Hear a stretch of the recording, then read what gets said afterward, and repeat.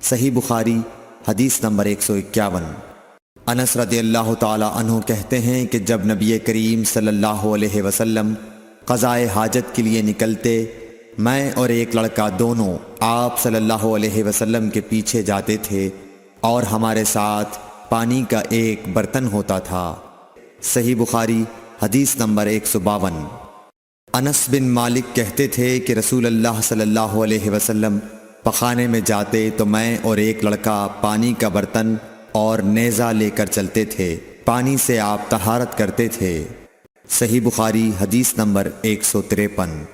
رسول اللہ صلی اللہ علیہ وسلم نے فرمایا، جب تم میں سے کوئی پانی پیے تو برتن میں سانس نہ لے، اور جب پخانے میں جائے تو اپنی شرمگاہ کو داہنے ہاتھ سے نہ چھوئے اور نہ داہنے ہاتھ سے استنجا کرے۔ صحیح بخاری حدیث نمبر 154۔ نبی کریم صلی اللہ علیہ وسلم نے فرمایا، جب تم میں سے کوئی پیشاب کرے تو اپنا وضو اپنے داہنے ہاتھ سے نہ پکڑے، نہ داہنے سے طہارت کرے، نہ پانی پیتے وقت برتن میں سانس لے۔ صحیح بخاری حدیث نمبر 155۔ حضرت ابو ہریرہ کہتے ہیں کہ رسول کریم صلی اللہ علیہ وسلم ایک مرتبہ رفع حاجت کے لیے تشریف لے گئے۔ آپ کی عادت مبارکہ تھی کہ آپ چلتے وقت ادھر ادھر نہیں دیکھا کرتے تھے، تو میں بھی آپ کے پیچھے آپ کے قریب پہنچ گیا۔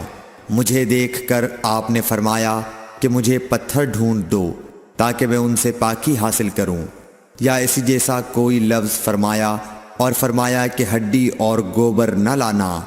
چنانچہ میں اپنے دامن میں پتھر بھر کر آپ کے پاس لے گیا اور آپ کے پہلو میں رکھ دیے اور آپ کے پاس سے ہٹ گیا۔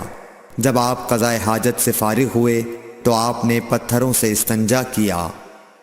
صحیح بخاری حدیث نمبر 156۔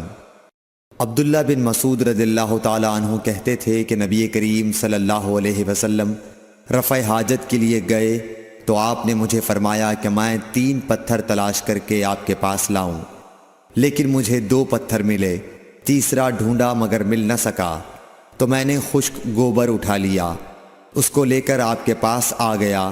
آپ نے پتھر تو لے لیے مگر گوبر پھینک دیا اور فرمایا، یہ خود ناپاک ہے۔ صحیح بخاری حدیث نمبر 157۔ ابن عباس رضی اللہ تعالی عنہ کہتے ہیں کہ رسول اللہ صلی اللہ علیہ وسلم نے وضو میں ہر عضو کو ایک ایک مرتبہ دھویا۔ صحیح بخاری حدیث نمبر 158۔ عبداللہ بن زید رضی اللہ تعالی عنہ بیان کرتے ہیں کہ نبی کریم صلی اللہ علیہ وسلم نے وضو میں اعضاء کو 2 بار دھویا۔ صحیح بخاری حدیث نمبر 159۔ حضرت عثمان بن عفان رضی اللہ تعالی عنہ نے پانی کا برتن مانگا اور لے کر پہلے اپنی ہتھیلیوں پر 3 مرتبہ پانی ڈالا، پھر انہیں دھویا۔